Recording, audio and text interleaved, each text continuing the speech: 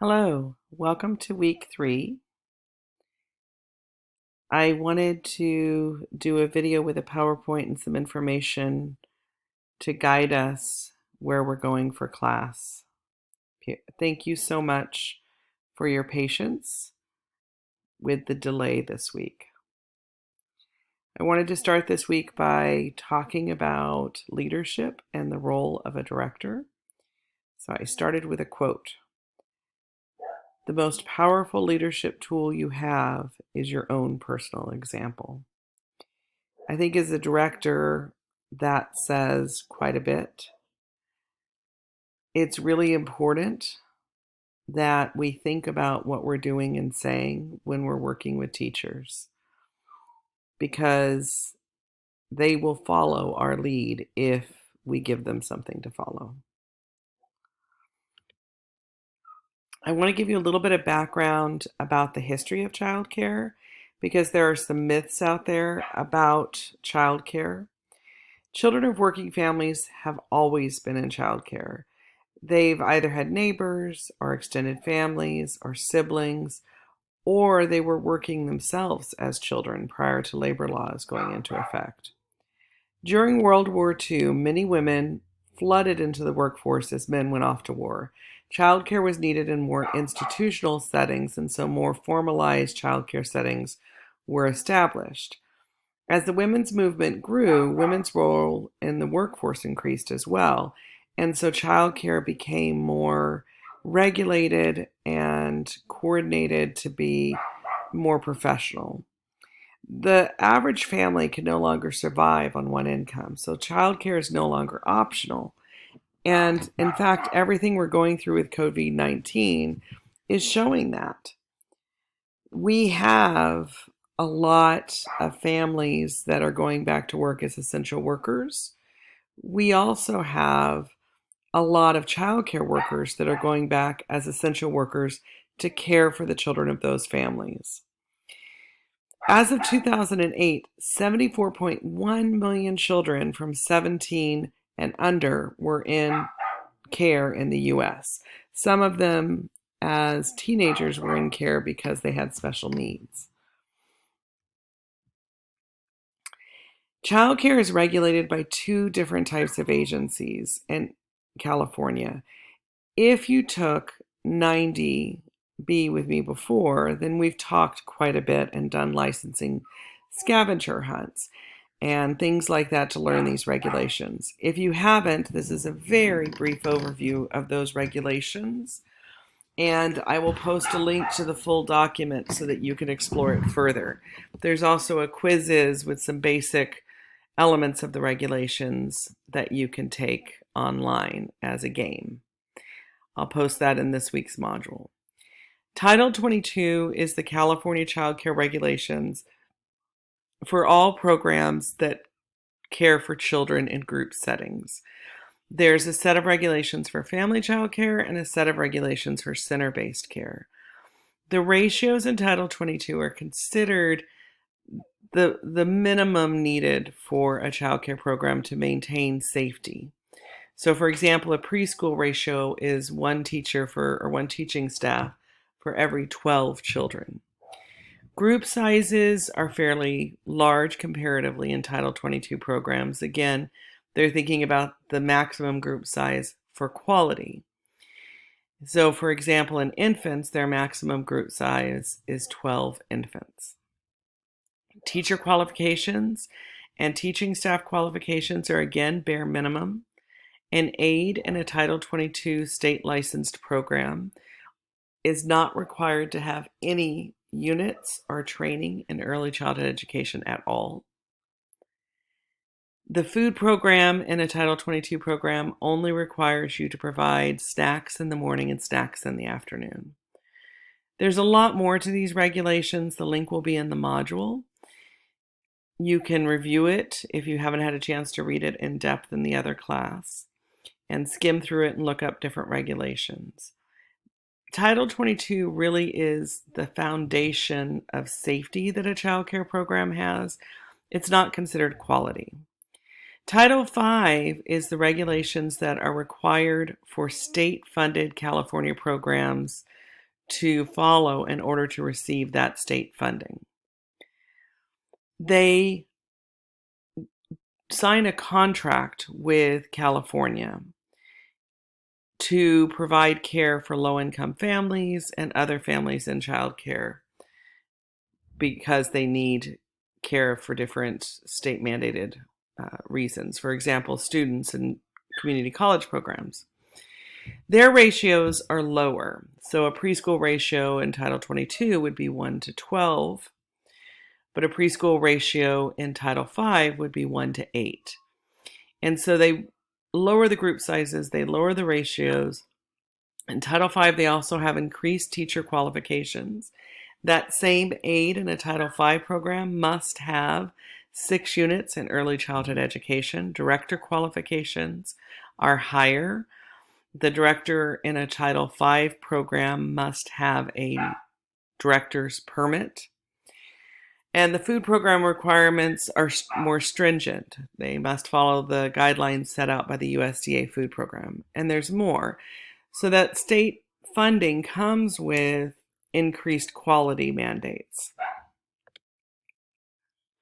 There's another quote I wanted to read for you. Instead of needing lots of children, we need high quality children. In the United States right now, the number of children in quality care is very low. For example, in infants, less than 20% of infants are in high quality childcare. About 40 to 50% are in childcare that can be considered to be harmful to them, socially, emotionally, or in some other way. This can include childcare programs where infants are not allowed to move freely, or there are high group sizes, or other things like that. So quality is a conversation in our field that we're having in a lot of different ways. It's also a very critical conversation if you're going to set a vision for your program and really think about how to move that program forward. You have to make a commitment to quality.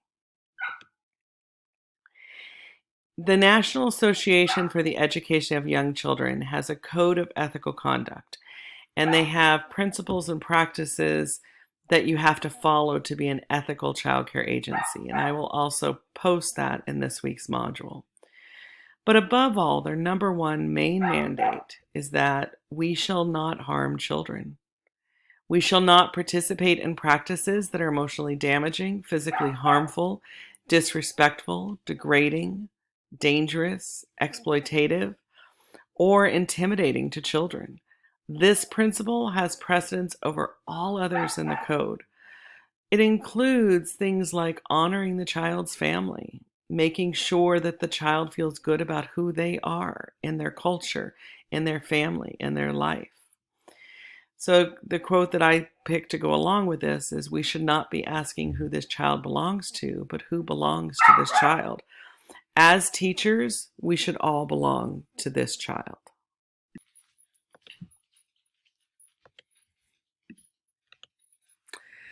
So professional guidance for quality going above Title 22 and Title 5. There are a lot of different measurements out there to look at quality programming for children. The National Association for the Education of Young Children has an accreditation program. Many programs apply for accreditation and increase teacher training, increase programs for children, increase the quality of their program overall to receive the mark of accreditation from NAEYC. There are environment rating scales, and we'll be looking at those later this quarter. Those environment rating scales measure the physical aspects of the environment and some of the interactions with teachers and children. And those environment rating scales come for infants, toddlers, preschool, and school age. Again, there's Title V. Connected to Title V is something called desired results. If you're not familiar with desired results, I'll put the link in this week's module. If you're working with infants and toddlers, the mark of quality is considered to be the Program for Infant and Toddler Caregivers, or PITC, and they provide training to a lot of California teachers who work with infants and toddlers in different settings. And then today we're going to be talking about the ECE competencies. These competencies were designed by many people in the field of early childhood education in the state of California. They are comprehensive and cover the competencies needed for an aide, a teacher, a director, or a community college instructor. And they cover all the ranges of child development. So we'll be looking at those this week as well. Beyond licensing, we want to think about having low ratios. All of these quality measures have these things in common. We want to think about low group sizes. We want to think about providing ongoing growth for teachers. We want our supervisors to be caring, compassionate, and supportive. We want to create environments for children that are engaging, that have materials that encourage learning and development, that are developmentally appropriate. We want to make sure the layout in our facilities and in our classrooms encourage discovery for children, that they have moments that are aha for them. We want to have open communication between directors and teachers, teachers and teachers, teachers and families, families and the director. Across all aspects of the program, open communication is really important. We want passionate teachers and staff, not just knowledgeable. They need to care. They need to really be there for children. I call this the heart of a teacher. There's something that calls many of us to this field where we find joy in being in a classroom with children. And that joy is important for children. They need to know that the people in their classrooms care about them. It's not something we can put easily into a job description with that wording, though. Program quality programs plan for the whole child. It's inclusive. The program and the classrooms plan for different abilities. They plan for different family structures, for different cultural groups. Quality programs meet the needs of different income levels, even when it's hard, especially when it's hard. Quality programs are relationship-based. They work on primary care or primary teaching models, where teachers have smaller groups of children who they are responsible for. Minimally, these primary care or primary teaching groups should be the ones interacting with the families.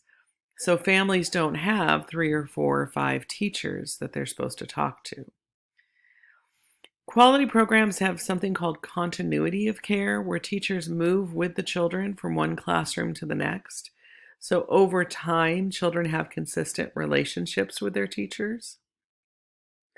All of these are considered marks of quality.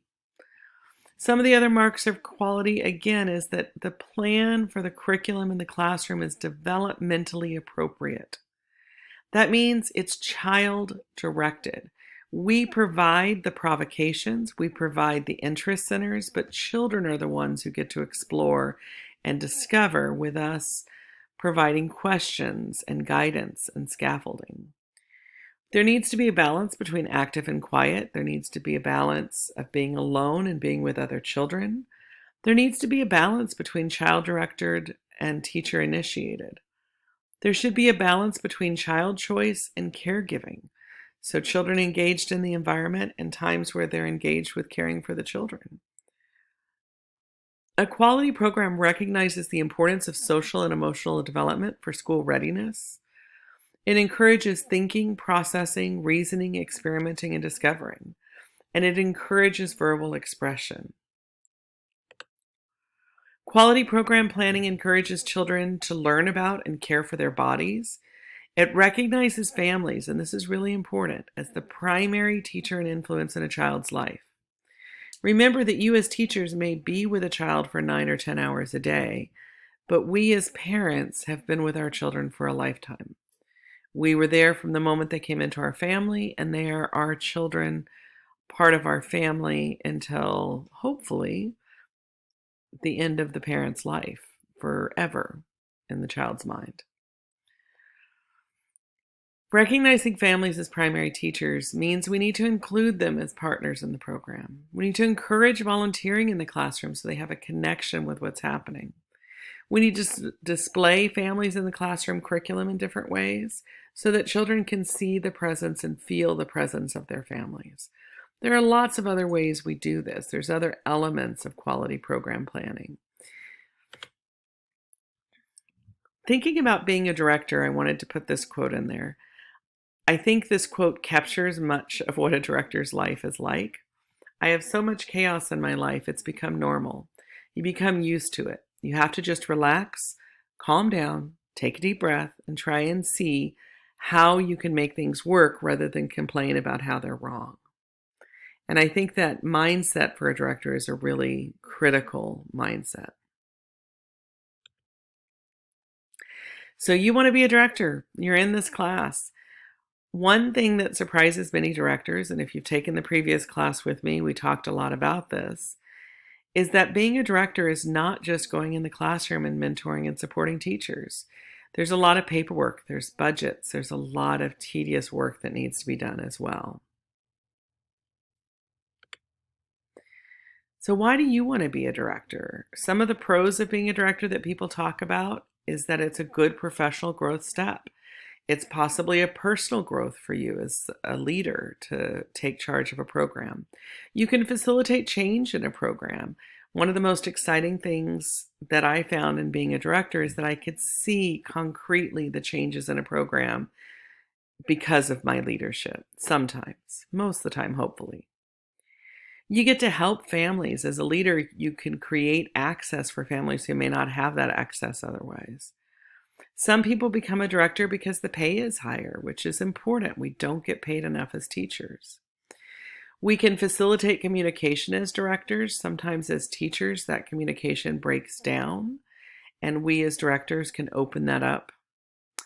It means we get to see the big picture as a director and figure out how to meet the needs of children and families in a larger scope.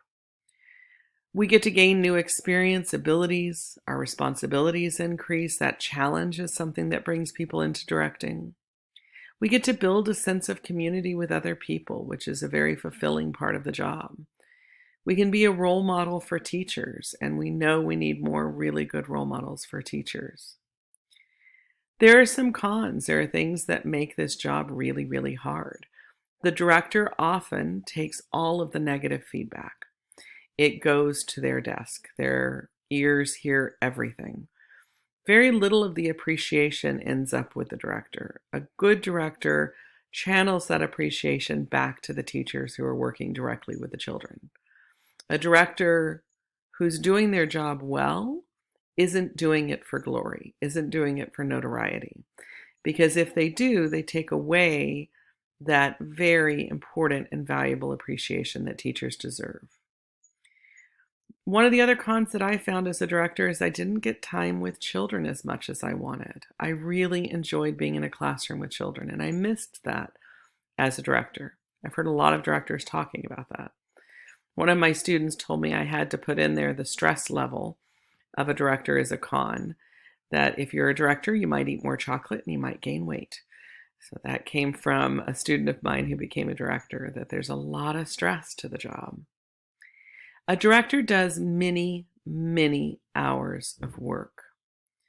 It's sedentary. That means you're sitting a lot. You don't get to move around as much as you did as a teacher. Sometimes that stress and that sedentary lifestyle can affect your health. It can affect your sense of yourself, your self-esteem. You can feel like you're pushing a boulder uphill all by yourself. The visionary director gives you lots of information, ideas about how to change that and really bring a team with you behind the boulder to help you push. Some of the things that are both pros and cons: quality is attached to the quality of the director. Many programs who are struggling because a director who's been there for a long time isn't making the changes that need to be made. Sometimes that is not true. Sometimes it's attached to the funding for the program and the lack of support for teachers from a financial perspective. It's really important as directors, just like as teachers, that you find the right fit, that you work for a program that matches your philosophy and matches who you are.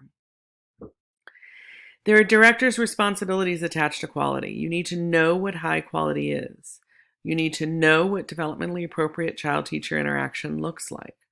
You need to hire well-prepared staff. It's critical that your staff are high quality and know what they're doing. You need to work to ensure staff are receiving adequate pay. That's hard to do in many programs. You should be a model and a mentor for teachers, leading by example. A director's responsibility to quality also includes providing the appropriate resources for teachers. In the previous class, we looked at our budgets and how hard it is to budget for quality. If you're going to budget for quality, you need small group sizes. That costs more money because you're hiring more teachers. You need sufficient support for staff so that if somebody's out sick, you're not increasing ratios because you can't find a substitute. You need adequate supplies and materials, and to be able to replace those supplies and materials when they get broken, and be able to rotate those supplies and materials. Some of your other responsibilities to quality: provide opportunities and support for teachers to plan and be part of the process. Part of the reason this particular textbook is such a great resource for all of us is it gives you a chance to really understand how to bring staff into that part of the team. Hiring a floater to give release time for teachers to plan, not just to cover somebody who's out sick, will increase the quality of a program. Teachers will have a chance to plan for their curriculum, be engaged in the process of vision setting for the program. You want to cover the classrooms yourself at least a few hours a week as a director. It gives you a chance to see what's really happening in a classroom, and it gives staff the opportunity to see you as a real support and as a mentor. As a director, you should support professional growth for teaching staff, conferences, having professional books on site that you can pull out and give to a teacher who's interested, providing in-service trainings, things like that. As the director, it's your job to interpret the program practices for families in the community. That means you're advocating for children's right to play. You're advocating for teachers' ability to teach through the environment, through play-based activities. Sometimes the director will cave to the demand of parents wanting something that looks like education to them, but is not in fact developmentally appropriate for toddlers or preschoolers.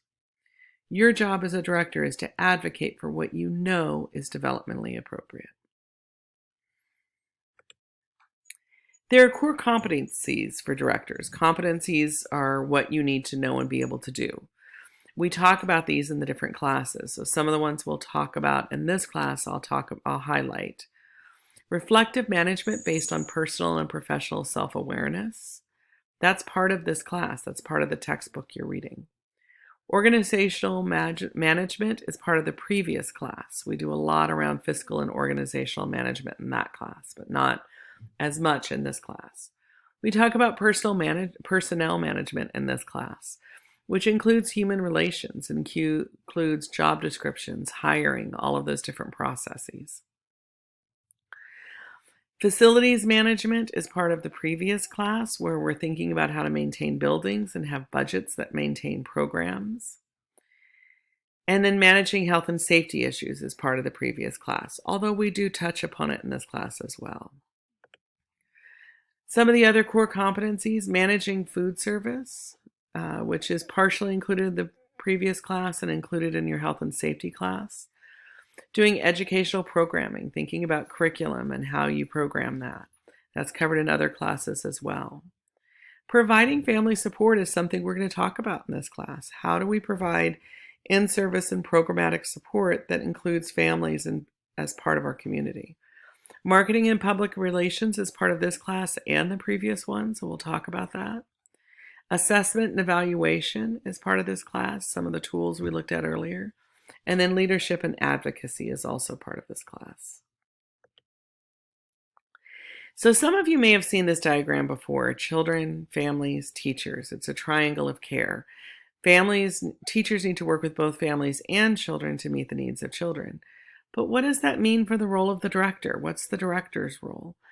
In reality, the director is in every part of this triangle.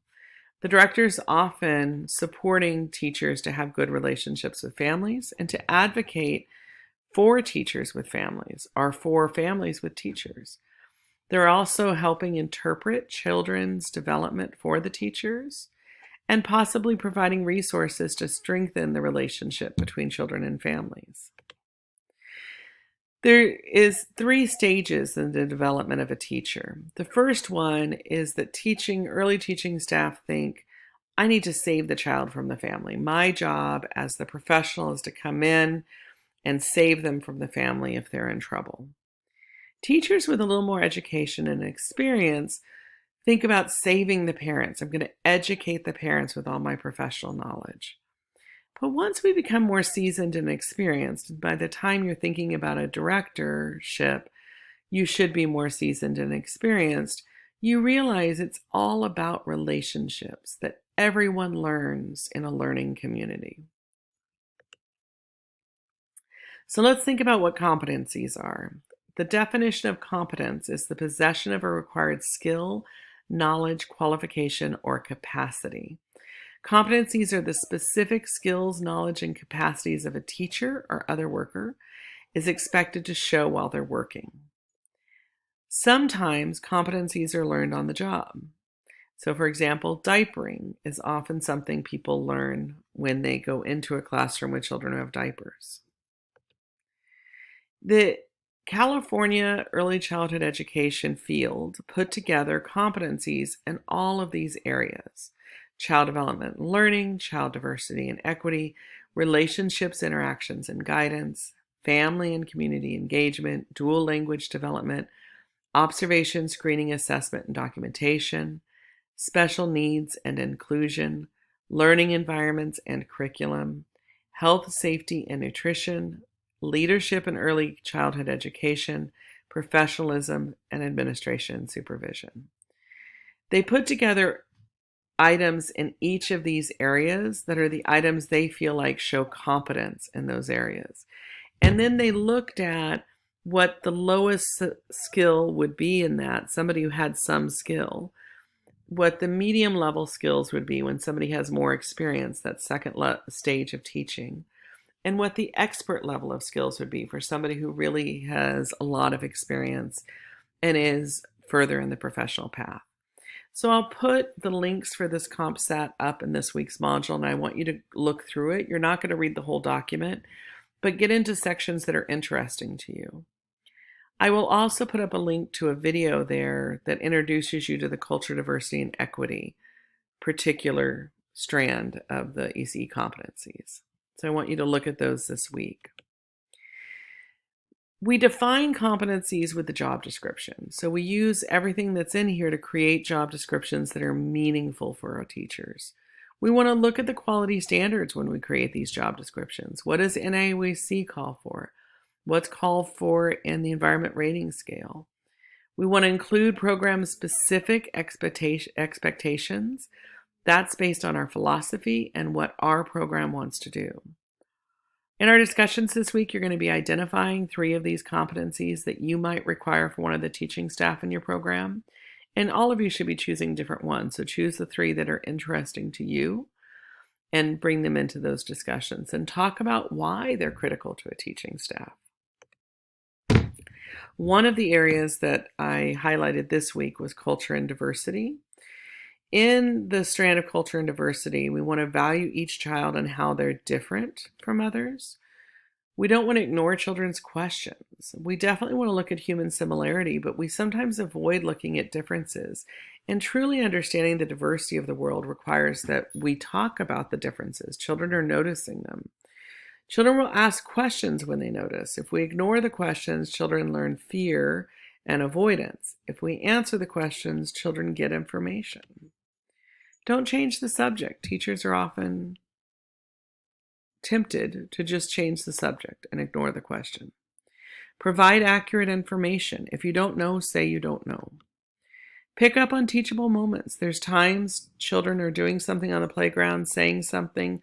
That's a moment to come in and say, I wonder why you think girls can't climb on the climber, and have a conversation that's important to have.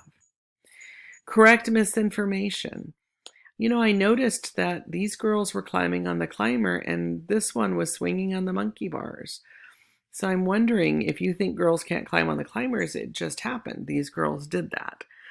So that type of misinformation you can have in a conversation with a child in ways that are very meaningful and rich in learning for them. Take immediate steps to stop hurtful behavior. There's many different examples of that, and there's a lot of information in the competencies about how to do all of this as well.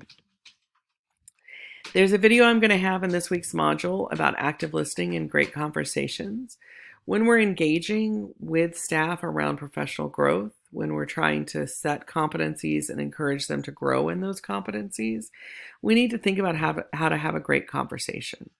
Not just come in and tell them what we want to say, but listen to them and listen to what they think their needs are as well, so that our professional growth plan incorporates who they are and where they want to go professionally, not just what we see as a goal for them as directors. So please watch that video this week and talk about it in the discussions. In communication with teachers, there's some things we want to think about. Recognize and respect that each of us has different knowledge and expertise. Teachers have knowledge of their classroom and their children that we don't have as directors. We want to listen to that. Teachers also understand themselves. They know the professional path they've been on. So we want to listen and ask questions to understand that as we set goals together. We want to share information through two-way communication, listening as much as we're talking, if not more. Listening is the most important skill. Share power in decision-making.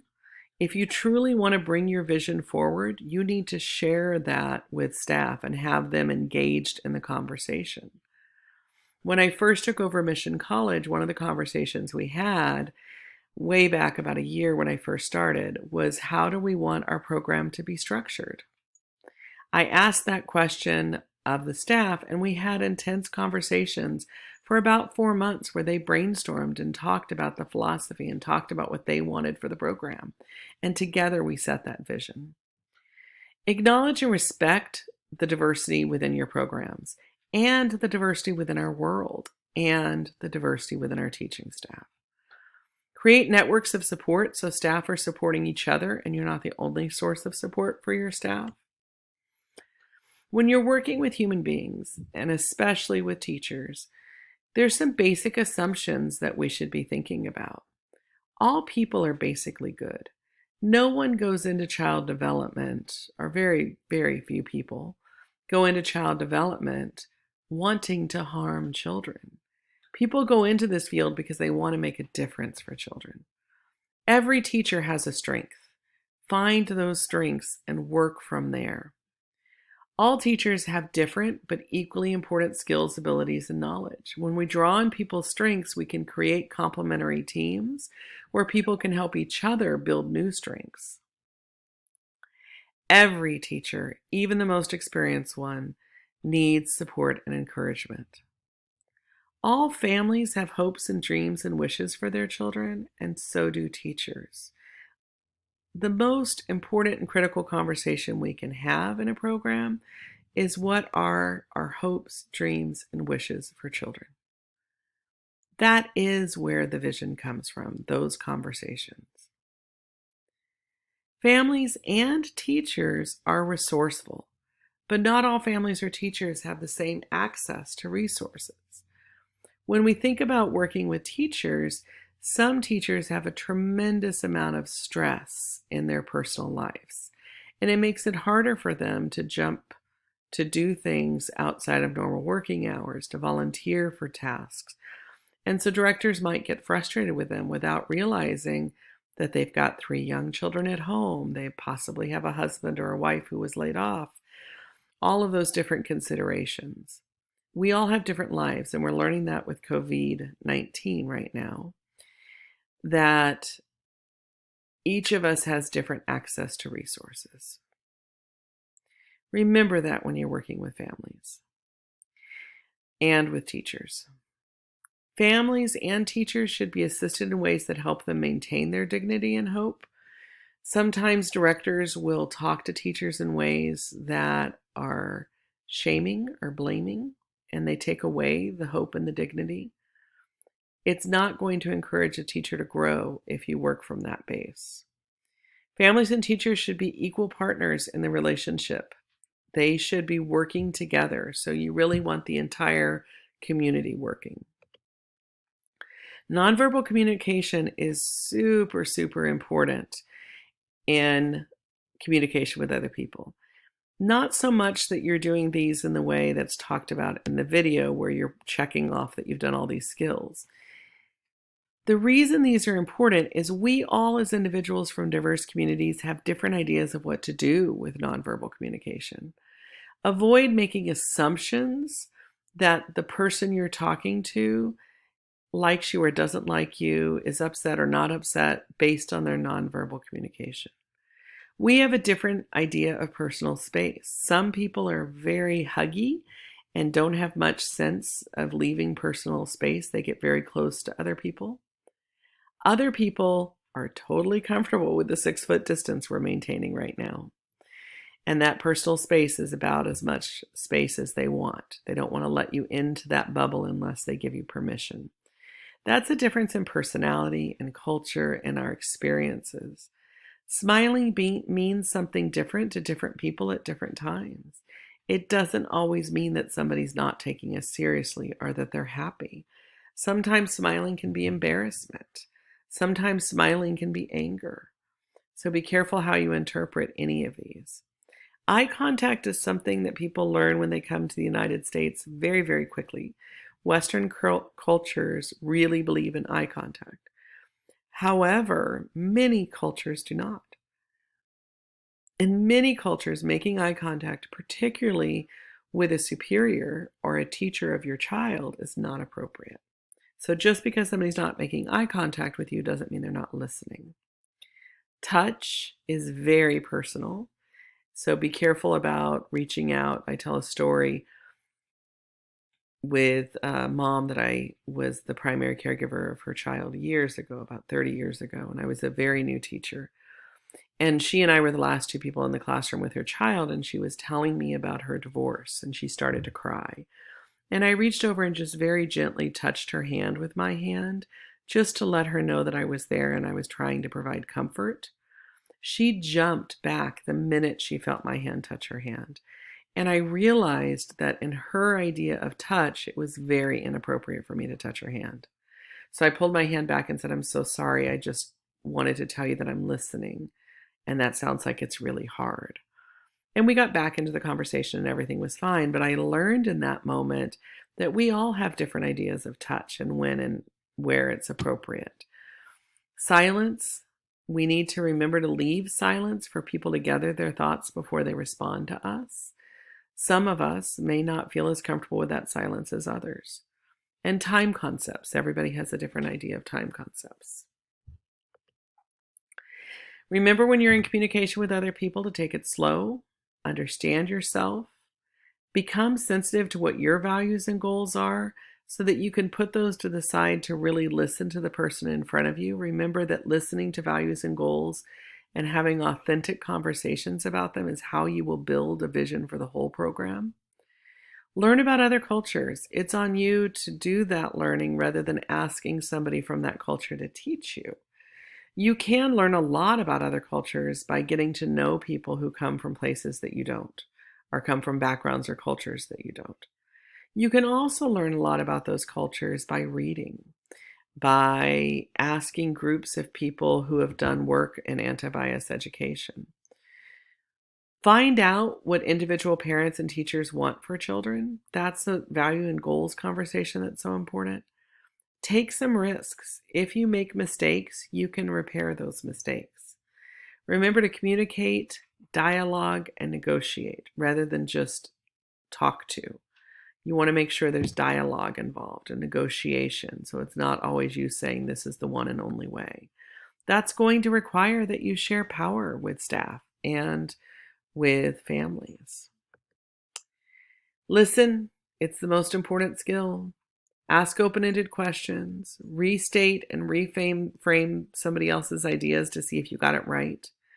Acknowledge the parent or other teachers or other person's efforts and strengths. Again, work from a strength base. Ask the other person what he or she would like to have happen. Have them be part of the process. Give information when it's appropriate. And refer the parents or the other person or teacher to resources as appropriate. That's why having a professional development library is a great idea. You can give resources to teachers right away. Make a plan to check back with the parent or other person to make sure you're still understanding each other, and thank them for sharing with you when somebody opens up and shares their ideas with you. Remember that leaders are more powerful role models when they learn than when they teach. That's really what all of this is about, that we want to work together to learn together and to create visions together. So please look over the materials in the module and participate in the discussion, and I will see you online. Thank you.